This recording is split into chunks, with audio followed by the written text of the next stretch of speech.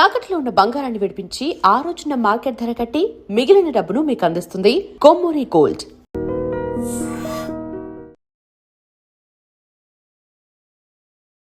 నమస్తే, నేను Kavitha. Welcome to I dream news and నిజాలు. మహారాష్ట్ర డిప్యూటీ సీఎం అజిత్ పవార్ అకాల మరణంతో ఇప్పుడు అక్కడ రాజకీయంగా శూన్యత ఏర్పడింది అనేటువంటి అభిప్రాయాలు ఎందుకు వ్యక్తమవుతున్నాయి? మహాయుతి ఆధ్వర్యంలోనే మహారాష్ట్రలో ప్రభుత్వం ఏర్పడ్డ తర్వాత ప్రభుత్వానికి ఏదైనా ప్రాబ్లం అవుతుందా అనేటువంటి అనుమానాలు కూడా ఎందుకు వస్తున్నాయి? అజిత్ పవార్ వారసులు ఎవరు? ఆ తర్వాత అజిత్ పవార్ పార్టీ ఎన్సీపీ శరద్ పవార్ పార్టీలో ఏమైనా కలవబోతోందా? బోల్డ్ అన్ని క్వశ్చన్స్ ఇప్పుడు సడన్గా ఎదురవుతున్నాయి. మనతో పాటుగా ఉన్నారు సీనియర్ జర్నలిస్ట్ సురేష్ కొచ్చాతిల్ గారు. సార్ నమస్తే. సో సడన్ డెత్ అనేది అనుకోని ప్రమాదంలో అజిత్ పవార్ మరణించిన తర్వాత బోల్డ్ అని క్వశ్చన్స్ వస్తున్నాయి. అందులో ఫస్ట్ కనిపిస్తోంది మహాయుతి ఆధ్వర్యంలో ఏర్పడినటువంటి ప్రభుత్వం మేజర్ కీ రోల్ ప్లే చేస్తున్నటువంటి పవార్ మరణం తర్వాత గవర్నమెంట్ ఉంటుందా, డీస్టెబిలైజ్ అయిపోతుందా? ఎందుకని ఆ వాదన వస్తుంది? గవర్నమెంట్ డీస్టెబిలైజ్ కాదు, ఎందుకంటే బీజేపీకి ఆల్మోస్ట్ వాళ్ళు ఆన్ దర్ ఓన్ మెజారిటీ ఉంది. అసలు అక్కడ 288 అసెంబ్లీ సీట్స్ ఉన్న మహారాష్ట్రలో బీజేపీకి 131 ఆల్రెడీ ఉంది. 140 అయిపోతే వాళ్ళకి మెజారిటీ వచ్చేసి 142 దాకా. So that is very easy. Already Shiv Sena దగ్గర 57 సీట్లు ఉన్నాయి. So they are comfortable majority. Problem ఎన్సీపీకి రాబోతుంది. అంటే అజిత్ పవార్ ఎన్సీపీకి వాళ్ళ దగ్గర 40 మంది ఎమ్మెల్యేలు ఉన్నారు. ఆ ఎమ్మెల్యేలు ఇప్పుడు ఎక్కడికి వెళ్తారు? ఎందుకంటే శరద్ పవార్ గ్రూప్ దగ్గర 10 ఎమ్మెల్యేలు ఉన్నారు. ఇద్దరు కలిస్తే 50. వీళ్ళిద్దరు కలిసి పూణే అండ్ పింప్రీ చించ్వాడ్లో ఎలక్షన్ అలయన్స్గా పోటీ చేశారు first time after the split. అది పెద్ద న్యూస్ అయింది. అది బీజేపీ కూడా చాలా అది పెద్ద ఒక ఈగో ప్రాబ్లంగా తీసుకున్నారు. సరే నువ్వు ఇంత పని చేస్తా, నిన్ను కూడా చూపిస్తా అని చెప్పి. మహారాష్ట్ర పాలిటిక్స్ డబ్బులతోనే నడుస్తుంది, మన తెలంగాణ ఆంధ్ర లాగానే. మీకు ఈ డబ్బులు ఎక్కువ కేరళలో కనిపించదు, తమిళనాడులో ఉంది కానీ ఇంత పెద్ద డబ్బులు. ఇక్కడ ఒక సర్పంచ్ ఎలక్షన్కే కోట్లు ఖర్చు పెడతారు మన దగ్గర. అట్లనే మహారాష్ట్రలో కూడా హార్స్ ట్రేడింగ్ అనేది ఎక్కువ చూసాం. హార్స్ ట్రేడింగ్ కన్నా ఎక్కువ అక్కడ హార్స్ ట్రేడింగ్ ఎక్కువ ఉండదు. అక్కడ ఉన్నది ఏంటంటే డబ్బులు, మనీ పవర్. ఎలక్షన్లో అంటే మీ ఒపోనెంట్ కన్నా మీరు 100 సార్లు ఎక్కువ ఖర్చు పెడతారు. వాడు పోస్టర్లు ఒక్కటి కనిపించదు, మీ పోస్టర్లు ఎక్కడ తిరిగితే గల్లీలో ఉంటుంది. ఎక్కడ చూసినా ఫ్లెక్స్ ఉంటుంది, ఎక్కడ చూసినా వీడియోలు ఉంటుంది, పబ్లిక్ మీటింగ్ ఉంటుంది. ఇదన్నీ నడుస్తుంది. లాస్ట్లో ఎలక్షన్ రోజు డబ్బులు కూడా ఇస్తారు. అది మన దగ్గర కూడా జరుగుతుంది. కానీ అజిత్ పవార్ అనే ఒక వ్యక్తి 7 సార్లు డిప్యూటీ సీఎం ఉన్న తర్వాత కూడా ఆయన చాలాసార్లు చెప్పాను, నాకు ముఖ్యమంత్రి కావాలన్నా, నాకు ఫైనల్ ఏం నా లైఫ్లో ముఖ్యమంత్రి అని. ఎప్పుడు యూనియన్ క్యాబినెట్ గురించి మాట్లాడలేదు. ఇన్ఫ్యాక్ట్ వాళ్ళ అంకుల్ శరద్ పవార్ ఆయన నేషనల్ లెవెల్లో కూడా పాలిటిక్స్లో ఉన్నప్పుడు, బిఫోర్ దిస్ పార్టీ స్ప్లిట్ యునైటెడ్గా ఉన్నప్పుడు ఎన్సీపీలో, అజిత్ పవార్కి ఎప్పుడు బారామతిని ఆయన సొంత ఇల్లు అక్కడే కదా, ఈజ్ హోమ్ టౌన్ అని చెప్పొచ్చు. అక్కడే ఆయనది మొత్తం పాలిటిక్స్ అక్కడి నుంచి ఉంది. అఫ్కోర్స్ 1999లో 1999లో he started his politics with Pune municipal corporation. నాకు గుర్తున్నట్లుంది అది. Yes, Pune municipal corporation. అక్కడి నుంచి మొదలైన పాలిటిక్స్ ఇది అజిత్ పవార్ది. ఆయనకు ప్రాబ్లం ఎక్కడ వచ్చిందంటే, ఒక చాలా పెద్ద మనిషి ఉన్నప్పుడు, పెద్ద చెట్టు ఉన్నప్పుడు దాని కింద ఒక చిన్న చెట్టు ఎప్పుడు సర్వే కాదు. ఆయనకు ఎప్పుడు తెలుసు అది. శరద్ పవార్ గారు ఏ రోజు పోతారో అని చాలామంది చూస్తూనే ఉన్నారు. Is already 85. ఆయనకు హెల్త్ బాగాలేదు చాలా సంవత్సరాల నుంచి. కూతురు సుప్రియ సూలేకి అయితే అంత ఇంట్రెస్ట్ లేదు. ఆమె ఏదో లోక్సభలో కాంటెస్ట్ చేసిన, ఈసారి ఓడిపోయింది ఆమె యాక్చువల్లీ బారామతి నుంచి. సో అట్లాంటి పొజిషన్లో ఉన్నప్పుడు కూడా ఆమె ఎంపీగా, రాజ్యసభ ఎంపీగా అట్లా ఉండిపోతుంది అక్కడే. కానీ ఆమెకు కావాల్సిన లీడర్షిప్ క్వాలిటీ లేదు. ఇదొక ప్రాబ్లం ఉంది. సో ఇట్లాంటి పరిస్థితుల్లో ఏం చేయబోతున్నారు అనేది క్వశ్చన్ వస్తుంది. ఎందుకంటే లోక్సభకి మళ్ళీ పోటీ చేసి మళ్ళీ ఎన్నికైన తర్వాత కూడా సుప్రియ సూలేకి ఆ మెజారిటీ ఎప్పుడు రావట్లేదు. ఒక కాన్ఫిడెన్స్ లేదు పార్టీలో that she can lead. Ajit Pawar తర్వాత పార్టీలో చాలామంది నేతలు ఉన్నారు. వికే పాటిల్ ఆయన ఉన్నారు, మన ప్రఫుల్ పటేల్ ఉన్నారు, వీళ్ళు ఉన్నారు చాలామంది. అక్కడి నుంచి శరద్ పవార్ వైపు నుంచి వచ్చిన వాళ్ళు ఉన్నారు. కానీ ఇప్పటి నుంచో ఈ మాటలు నడుస్తున్నాయి. ఆ రోజు కూడా ప్రెస్ కాన్ఫరెన్స్, మున్సిపల్ ఎలక్షన్ కన్నా ముందు జరిగిన ప్రెస్ కాన్ఫరెన్స్లో వీరిద్దరు కూర్చున్నారు స్టేజ్ మీద. సుప్రియ సూలే అండ్ అజిత్ పవార్. అప్పుడు చాలామంది ప్రెస్ వాళ్ళు అడిగారు, మీ ఫార్మర్ మర్జర్ మీరు ఎట్లయినా పూణే పోటీ చేస్తున్నారు, పింప్రి చించువాడ్ పోటీ చేస్తున్నారు అలయన్స్లో, మర్జర్ ఎప్పుడు జరుగుతుంది అంటే చూడండి everything will happen at its time అన్నారు. ఇప్పుడేంటి? That's a question everybody is asking.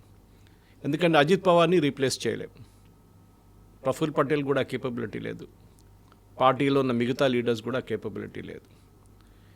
ఒక టైంలో పవార్స్కి ఒకటే ఛాలెంజ్ ఉండే పూణేలో, మనందరు తెలిసింది అది, సురేష్ కల్మాడి. ఈ వాజ్ అనదర్ పూణేట్ కాంగ్రెస్ మెన్. వీళ్ళిద్దరితో పోటీ పడడానికి కేపబుల్గా ఉన్న మనిషి ఆయన ఒక్కరే ఉన్నారనమాట. కానీ కల్మాడి దాని తర్వాత కామన్వెల్త్ గేమ్స్లో ఇరుక్కుపోయిన తర్వాత, ఆ స్కామ్లో ఇరుక్కుపోయిన తర్వాత ఆయన పొలిటికల్ ఫ్యూచర్ ఫినిష్ అయిపోయింది. మొన్ననే ఆయన చనిపోయారు. మహారాష్ట్ర పాలిటిక్స్లో కొన్ని టర్నింగ్ పాయింట్స్ ఉంది, ఎప్పుడైనా చూడండి కవిత గారు. Pramod Mahajan who could have been a prime minister one day 100%.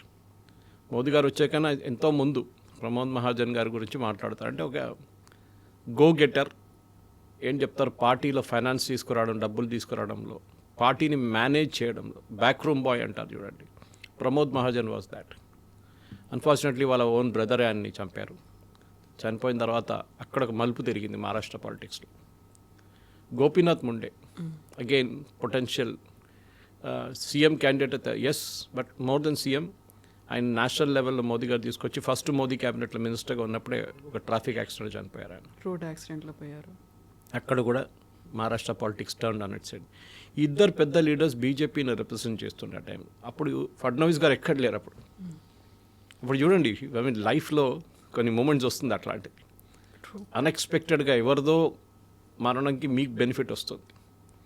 అట్లనే ఫడ్నవీస్ గారు came from absolute nobody, from a fashion model నుంచి ఆయన ఒక పొలిటికల్ లీడర్గా మారారు. అఫ్కోర్స్ వాళ్ళ father was big time RSS ప్రచారకు ఉండే, ఆయన పొలిటిక్స్లో ఉండే టాలెంట్. కానీ ఇప్పుడు ఏం జరగబోతుందని అందరు అడిగే ప్రశ్న. ఎందుకంటే ఎన్సీపీ అనే ఒక పార్టీ కాంగ్రెస్ నుంచి బయటకు వచ్చిన party. Sonia Gandhi is Italian అని చెప్పి, నేను ఇటాలియన్ వాళ్ళ పార్టీలో ఉండనని చెప్పి బయటకు వచ్చిన మనిషి Sharad Pawar. That is why setup NCP. అదే ప్రాబ్లం మమతా బెనర్జీ కూడా ఉండే. అఫ్కోర్స్ ఆమె పాలిటిక్స్ సపరేట్ ఉండే.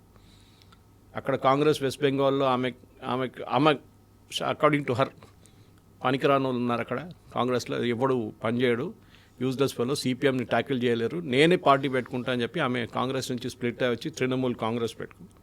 ఇక్కడేమో నేషనలిస్ట్ కాంగ్రెస్ పార్టీ పెట్టుకున్నారు. కానీ మహారాష్ట్ర పాలిటిక్స్లో చూస్తే శరద్ పవార్ గారి ఇన్ఫ్లుయెన్స్ ఒక 2010 దాకా చాలా మటుకు ఉండే. 2014 కూడా చెప్పొచ్చు, మోదీ గారు వచ్చేదాకా. మోదీ గారు వచ్చారు, దాని తర్వాత దానికన్నా ముందు Pramod Mahajan death and then Gopinath Munde చనిపోయిన తర్వాత మహారాష్ట్ర పాలిటిక్స్లో కొన్ని రోజులు శరద్ పవార్ ఇన్ఫ్లుయెన్స్ ఉండే. బట్ ఆయన నేషనల్ లెవెల్లో బిజీ అయిపోయారు. అక్కడున్న మినిస్టర్షిప్, అక్కడున్న ప్రాబ్లం. ఇక్కడేమో లోకల్ లెవెల్లో అజిత్ పవార్ గారు చూసుకున్నారు మొత్తం పార్టీని అంతా. ఆయనకు అందరు అంటారు ఆయనది ఫస్ట్ కేపబిలిటీ ఏంటంటే, అది మోస్ట్ పొలిటికల్ లీడర్స్కి ఉందనుకోండి. మీరు ఎవరైనా పొలిటికల్ లీడర్ ఇంటికి వెళ్తే ఒక 200 మంది బయట కనిపిస్తారు. అండ్ ఆఫన్ మీరు చూస్తారు వాళ్ళు పేరు పిలిచి మాట్లాడతారు. ఆ కనెక్ట్ ఉంటుంది చాలామందికి. అది even he had it. Even బారామతికి వెళ్ళినా కానీ, ఇప్పుడు కూడా ఈ నిన్న ఎయిర్ క్రాష్ జరిగిన దానికి ఒక పబ్లిక్ మీటింగ్కి వెళ్తున్నారు ఆయన. 3-4 మీటింగ్ మన ఇక్కడ జిల్లా పరిషత్ ఎలక్షన్స్ రాబోతుంది, దానికోసం వెళ్ళారన్నమాట. క్యాండిడేట్ సెలెక్షన్ కూడా చేసుకున్నారంట, ఇంకా ఎలక్షన్ అనౌన్స్ చేయలేదు ఇంకా. అంతా ప్రిపరేషన్లు ఉన్నారు ఆయన.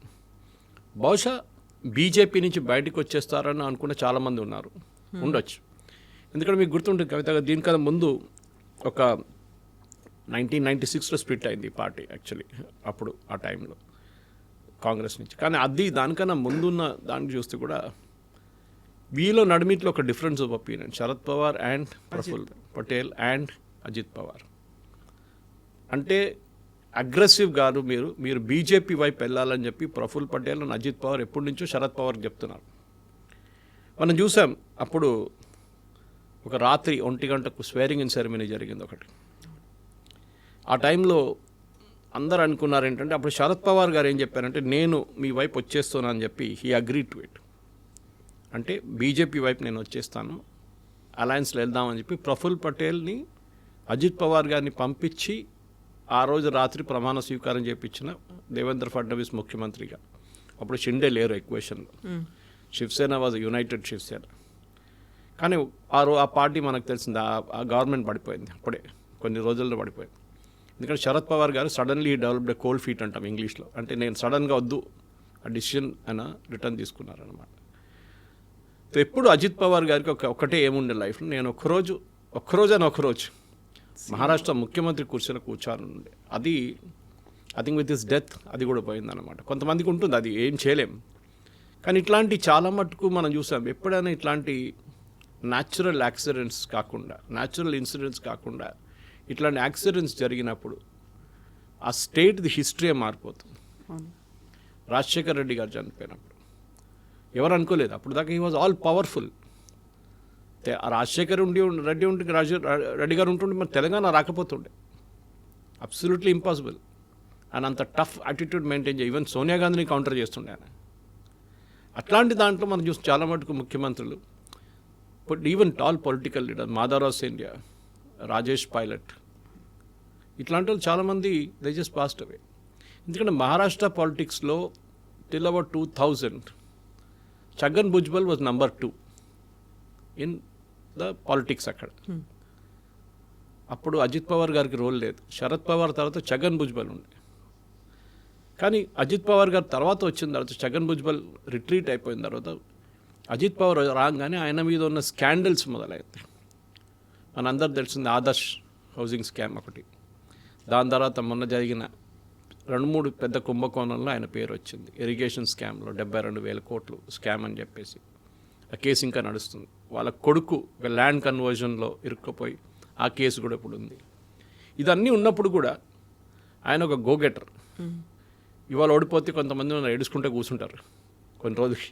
ఆయన నెక్స్ట్ డే మొదలు పెట్టానంట, చలో బారామతి వెళ్దాం, మనం జిల్లా పరిషత్ ఎలక్షన్ చూసుకుందాం ఈసారి. అండ్ జిల్లా పరిషత్లు కూడా it was not in alliance with BJP, సపరేట్గా. దానికోసం చాలా మటుకు కాన్స్పిరసీ థియరీస్ నడుస్తున్నాయి. మమతా బెనర్జీ ఒకటి అంటుంది, వాళ్ళ సర్వైవింగ్ ఫ్యామిలీలో ఎవరో చనిపోయిన 5గురిలో ఎవరో ఒక ఫ్యామిలీ వాళ్ళు, I don't remember who it was, వాళ్ళు రిక్వెస్ట్ చేశారంటే ఎంక్వైరీ కావాలని చెప్పి. ఫ్లైట్ అటెండెంట్ వాళ్ళ ఫ్యామిలీ. సో అజిత్ పవార్ మహాయుతి నుంచి బయటికి రావాలి అనుకుంటున్నటువంటి టైంలోనే ఇలా ఎందుకు జరిగింది? అది నేను ఇంకో టెలివిజన్ ఛానల్ ఇంటర్వ్యూలో నేను చెప్పాను నేను దీని గురించి. అదేం జరిగిందంటే, మహారాష్ట్రలో ఈ మున్సిపల్ ఎలక్షన్ వచ్చిన తర్వాత షిండే ఈ మహారాష్ట్ర బృహన్ ముంబైలో మేయర్ కావాలని చెప్పి వాళ్ళ పార్టీ వైపు నుంచి చాలా మటుకు ట్రై చేస్తున్నారు. తానేలో ఉన్న ఒక టాల్ బీజేపీ లీడర్, ఆయన పేరు నాకు గుర్తు రావట్లేదు, ఈయన ఒపోనెంట్ ఆయన. సో ఆయన ఒక మాట అన్నారు, షిండే నువ్వు ఎక్కువ మాట్లాడకు, ఒకరోజు నిన్ను నామో నిషాన్ లేకుండా మాయం చేసేస్తాను, నీ పార్టీని నిన్ను నామో నిషాన్ లేకుండా మాయం చేస్తున్నారు. ఇప్పుడు అందరూ ఏమంటారు, చెప్పింది ఒకటి జరిగింది ఒకటని. ఆయన చెప్పిందేమో షిండే గురించి, కానీ ఇక్కడ నుంచి మాయమైపోయింది అజిత్ పవార్ గారు. కానీ it's an accident, it's nothing conspiracy, దాంట్లో ఏం లేదు. అన్ని యాక్సిడెంట్స్లో కాన్స్పిరసీ అని చెప్తారు. ఈవెన్ రాజేష్ పైలట్ యాక్సిడెంట్ కూడా అంతే, సంజయ్ గాంధీ గారు చనిపోయినప్పుడు అంతేగా జరిగింది. మాధవరావు సింధియా కూడా ఆల్ కాన్స్పిరసీ థియరీస్ ఉంటుంది. They were all ఒపోజ్ to Sonia Gandhi. దానికోసం వాళ్ళని తీసేశారని చెప్పేసి సీన్ నుంచి. సంజయ్ గాంధీ చనిపోయినప్పుడు కూడా చాలా అలిగేషన్స్ ఉన్నాయి.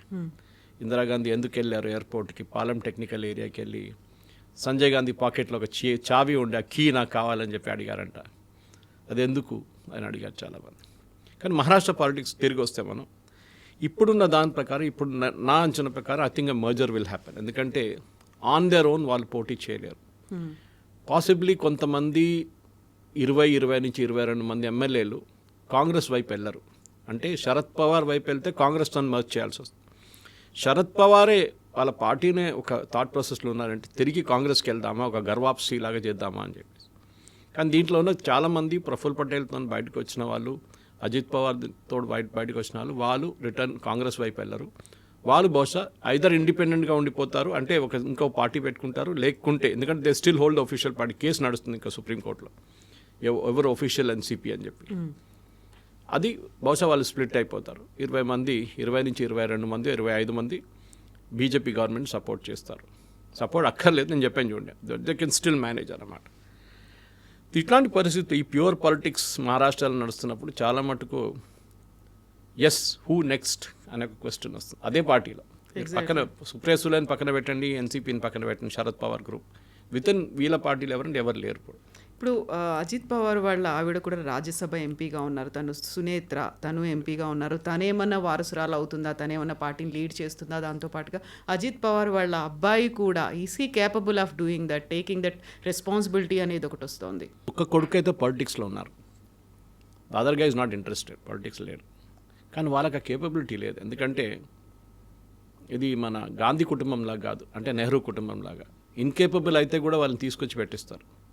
మీకు గుర్తుంటుంది, Rajiv Gandhi was a reluctant politician. ఆయనకు ఇండియన్ ఎయిర్లైన్స్ పైలట్గా ఉన్నారు, ఆయనకు పైలట్ ఆ పని ఆయనకి ఇష్టం ఉండే. కానీ దాని నుంచి సడన్గా ఇందిరాగాంధీ ఆఫ్టర్ సంజయ్ గాంధీ చనిపోయిన తర్వాత రాజీవ్ గాంధీని చాలా ప్రెషర్ పెట్టి తీసుకొచ్చారు. రిలక్టెంట్ పొలిటీషియన్ ఉండే ఆయన. ఒకసారి ఆనెస్ట్గా మాట్లాడుతుండే, నేను 100 రూపాయలు పంపిస్తే 15 రూపాయలు వస్తుంది స్టేట్కి అని చెప్పి అట్లాంటి ఆనెస్ట్ స్టేట్మెంట్స్ చెప్తున్నాయి.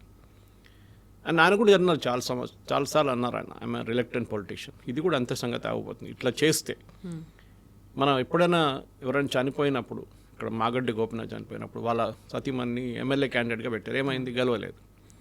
రేపు ఆ సింపతి వేవ్ ఒక నెల 2 నెలలు ఉండొచ్చు, దాని తర్వాత డిసపేట్ అయిపోతుంది, ఉండదు ఎక్కువ రోజు. మనం చూస్తున్న లీడర్షిప్ మెటీరియల్. ఎందుకో ఒక మనిషి 6 నుంచి 7 సార్లు డిప్యూటీ చీఫ్ మినిస్టర్ ఉండడం అంటే తమాషా కాదు. Long time serving deputy CM. Yes.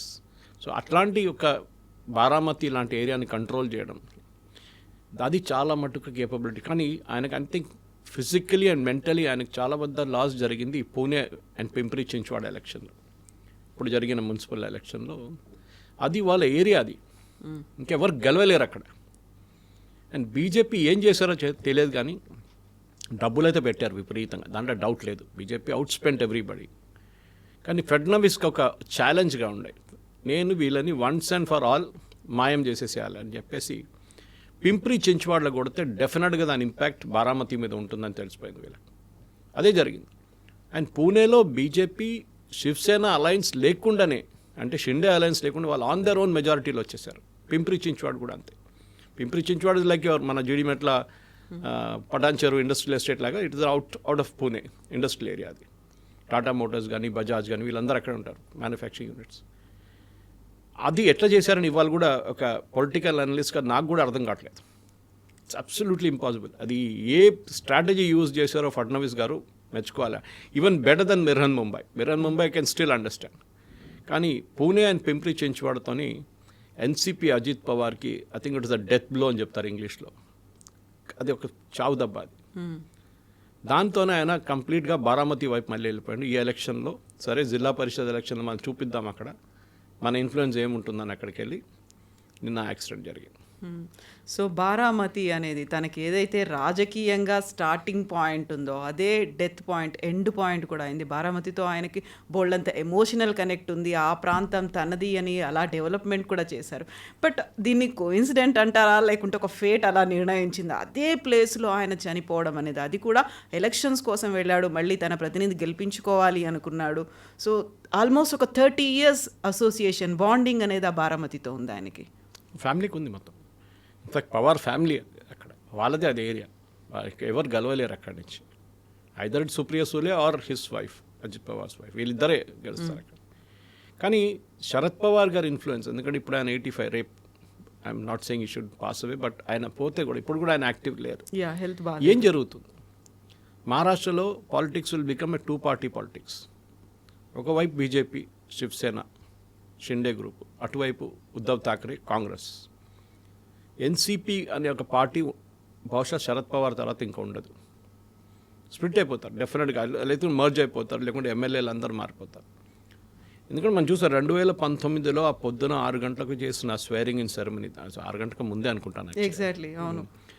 ఆ స్వేరింగ్ ఇన్ సెరమనీలో ఆల్మోస్ట్ 5 o'clock అలా జరిగిన ఆ స్వేరింగ్ ఇన్ సెరమనీలోనే ఆ రోజు శరద్ పవార్ గారు అజిత్ పవార్ గారితో నిలబడి ఉంటే బహుశా ఆయన షిండే బదులు ఆయన ముఖ్యమంత్రి అవుతుండే. That is before this. Fadnavis గారు ముఖ్యమంత్రి లాస్ట్ క్యాబినెట్లో, he would become the chief minister. కానీ అది జరగలేదు. ఐ థింక్ దాట్ అగైన్ ఆయనకి ఈ పార్టీ స్ప్లిట్ కావడానికి మెయిన్ కారణం అది. అంటే నా సొంత అంకులే నన్ను బ్యాక్ చేయలేదు, నన్ను ముందుకు పంపించి నువ్వు వెళ్ళరా స్వేరింగ్ ఇన్ చేసుకో డిప్యూటీ సీఎంగా, పొద్దున 5 గంటలకు 3 గంటలకు 4 గంటలకు పంపించిన తర్వాత నేను వెంటనే ఉంటాను భయపడకని చెప్పి తిరిగి చూస్తే మనిషి లేడు. శరద్ పవార్ గాయబైపోయేటప్పుడు అది I think it is a big betrayal for him. దాని తర్వాత ఆయన శరద్ పవార్ని ఎప్పుడు ట్రస్ట్ చేయలేదు. లాస్ట్ ఇప్పుడు ఈ ఎలక్షన్లోనే మున్సిపల్ ఎలక్షన్లో కొంచెం దగ్గరకు వచ్చారు వాళ్ళిద్దరు. అంటే ఒక సింపతి ఫ్యాక్టర్ లాగా. ఆయన ఇంకా పాప ఎన్ని రోజులు ఉంటాడో తెలియదు, మన ఇద్దరు కలిసి పోటీ చేద్దామని చెప్పేసి. ఎందుకంటే నేను చెప్పాను చూడండి కవిత గారు, మహారాష్ట్రలో బీజేపీ లాస్ట్ 15 సంవత్సరాల్లో వాళ్ళు ఎట్లా పైకి వచ్చారు చూడండి. ఒక పార్టీ ముంబైలో అసలు సీట్లు గెలవలేని పార్టీ, అక్కడ కాంగ్రెస్ గెలుస్తుండే, లేకుంటే శివసేన గెలుస్తుండే. అట్లాంటి పరిస్థితుల్లో కూడా ఇప్పుడు బీజేపీ అక్కడ బిర్హన్ ముంబైలో మెజారిటీ అని లేదు కానీ బిగ్గెస్ట్ సింగిల్ లార్జెస్ట్ పార్టీగా వచ్చారు, పైకి వచ్చారు. ట్రిపుల్ ఇంజన్ సర్కార్ అని సెలబ్రేట్ కూడా చేసుకున్నారు. సి ద పాలిటిక్స్ అంటే మహారాష్ట్రలో 3-4 రీజన్స్గా ఉంటుంది. ఒకటి లాతూర్ ఉస్మానాబాద్ వైపు మనం చూసాం, అమిత్ దేశ్ముఖ్, విలాసరావు దేశ్ముఖ్ కొడుకు, హీ వాజ్ రెస్పాన్సిబుల్. దాంట్లో రాహుల్ గాంధీకి ఏ క్రెడిట్ లేదు. చాలామంది కాంగ్రెస్ వాళ్ళు రాహుల్ గాంధీ గెలిచారంటే, మళ్ళీ బిర్హన్ ముంబైలో ఏమైంది, అక్కడ కూడా గెలవాలి కదా రాహుల్ గాంధీ ఇంపాక్ట్. సో అక్కడ అమిత్ దేశ్ముఖ్ ఉన్నారు. ఇప్పుడు Amit Deshmukh is the last standing Congress man. ఆయన కూడా బీజేపీ ఆయన వైపు వాళ్ళ వైపు తీసుకుంటే దెన్ కాంగ్రెస్ మహారాష్ట్రలో you can write off the obituary. ఎందుకంటే ఈ పార్టీలు అంత పెద్ద పెద్ద లీడర్, యశ్వంతరావు చౌహాన్, ఏఆర్ అంతులే, విలాసరావు దేశ్ముఖ్, శరద్ పవార్, ఇట్లా అన్ని కాంగ్రెస్సే ఉండే అక్కడ. తర్వాతనే కదా మళ్ళీ ఉద్ధవ్ ఠాక్రే వచ్చింది అంత ముఖ్యమంత్రిగా. సో అట్లాంటి ఒక కాంగ్రెస్ ఉన్న ఒక స్టేట్లో ఇవాళ కాంగ్రెస్ గురించి మనం మాట్లాడలేదు, మన ఎన్సీపీ గురించి మాట్లాడుతాం. అక్కడే తెలిసిపోతుంది ఇంపార్టెన్స్ ఎక్కడ మారిపోయిందని. కానీ అజిత్ పవార్ గారి death I think it's unfortunate. ఎందుకంటే ఒకటి ఆయనకు ఒక డ్రీమ్ మిగిలిపోయింది, అట్లనే చాలామందికి మిగిలిపోయింది అట్లనే డ్రీమ్స్ కూడా. ఇంకోటి రెండోది, మహారాష్ట్ర పాలిటిక్స్లో హూ నెక్స్ట్ అనేది ఇప్పుడు లేదు, ప్రసక్తి లేదు. హూ నెక్స్ట్ లేదు ఇప్పుడు. ఉద్ధవ్ ఠాక్రే రాలేరు ఇప్పుడు, ఆ మెజారిటీ ఆయనకి రాదు. ఇటువైపు షిండే కూడా అంతే సంగతి. ఆయన థానే, ముంబై ఈ ఏరియాలోనే ఆయన ఇన్ఫ్లుయెన్స్ ఉంది. కొంకన్ వైపు మనకు తెలిసిందే రానే ఫ్యామిలీ, అది కూడా బీజేపీ వాళ్ళ వైపు తెచ్చుకున్నారు. ఛగన్ భుజ్బల్ ఆయన ఇప్పుడు అంత ఇన్ఫ్లుయెన్స్ లేదు పాలిటిక్స్లో. ఉన్నారు అంటే ఉన్నారు, లేకుంటే ఆయనది కూడా లేదు, ప్రసక్తి లేదు. Chhagan Bhujbal is out. ఇట్లాంటి పరిస్థితుల్లో I think Devendra Fadnavis now becomes an all out dictator అని వర్డ్ యూజ్ చేయలేము, కానీ మహారాష్ట్ర పాలిటిక్స్లో పాసిబ్లీ శరద్ పవార్ తర్వాత ద మోస్ట్ పవర్ఫుల్ లీడర్గా పైకి వచ్చేది ఇప్పుడు Devendra Fadnavis. And is very young. ఎందుకంటే ఇంత యంగ్ ఏజ్లో మీరు ముఖ్యమంత్రి అయితే దెన్ డెఫినెట్గా ఆఫ్టర్ మోదీ హూ అని చాలామంది అడిగారు. ఎగ్జాక్ట్లీ మీరు చెప్పారు గతంలో చెప్పాను. 10-15 సంవత్సరాల తర్వాత మోదీ గారు, అమిత్ షా గారు వీళ్ళందరూ అయిపోయిన తర్వాత నెక్స్ట్ పాసిబ్లీ లైన్ ఆఫ్ లీడర్స్లో మహారాష్ట్ర నుంచి it will be Devendra Fadnavis. కానీ ఈ నేను చెప్పాను చూడండి, ప్రమోద్ మహాజన్, గోపీనాథ్ ముండే, ఇప్పుడు అజిత్ పవార్, ఈ 3 టర్నింగ్ పాయింట్స్ మహారాష్ట్ర పాలిటిక్స్లో. అప్పుడప్పుడు చూడండి అన్ని అది జరిగిన తర్వాత ఇమీడియట్లీ పాలిటిక్స్ మారిపోయింది, షిఫ్ట్ అయిపోతుంది. ఇది కూడా ఆ మూమెంటే జరిగింది. సో సడన్గా జరిగినటువంటి ఒక ఇన్సిడెంట్, ఒక యాక్సిడెంట్తో 3 అలాగే చనిపోయారు. బట్ ఇప్పుడు అజిత్ పవార్ చనిపోయిన తర్వాత చాలా వరకు ఆయనకు ఒక తీరని కళ సీఎం అవ్వాలి అనేది, అదే తన అభిమానుల్లో కూడా ఉంది. దాదా అని పిలుచుకుంటారు, మా దాదా కుడ్ నాట్ బికమ్ సీఎం అనేటువంటి ఒక ఆవేదన కూడా వాళ్ళలో కనిపిస్తుంది. సో ఆయన కళ మాత్రమే కాదు, వీళ్ళ ఆకాంక్ష, వీళ్ళ కళ కూడా అదే, అది ఎప్పటికీ అలాగే బరీ అయిపోయింది. ఇంకా 1999లో పూణే మున్సిపల్ కార్పొరేషన్ నుంచి మొదలైన ఎలక్షన్ గెలిచిన తర్వాత డిప్యూటీ సీఎంగా ఉన్నప్పుడు, ఇప్పుడు ఉన్న క్యాబినెట్లో డిప్యూటీ సీఎంగా ఉన్నారు. కంటిన్యూస్గా ఆయన పాలిటిక్స్ ఎప్పుడు ఒక అసెండెన్సీలో ఉండే, పైకి వెళ్తున్నాను. ఆయన కిందకి ఎప్పుడు ఓడిపోయింది లేదు. సో అట్లాంటి ఒక మనిషిని సడన్గా ఇక్కడ దాకా తీసుకెళ్ళి మిమ్మల్ని డ్రాప్ హిమ్ డౌన్ అంటే ఫేట్ అంటారు, దాన్ని ఇంకేం చెప్పలేం. Sanjay Gandhi was all powerful. Indira Gandhi తర్వాత హూ అని క్వశ్చనే లేకుండే ఆ టైం.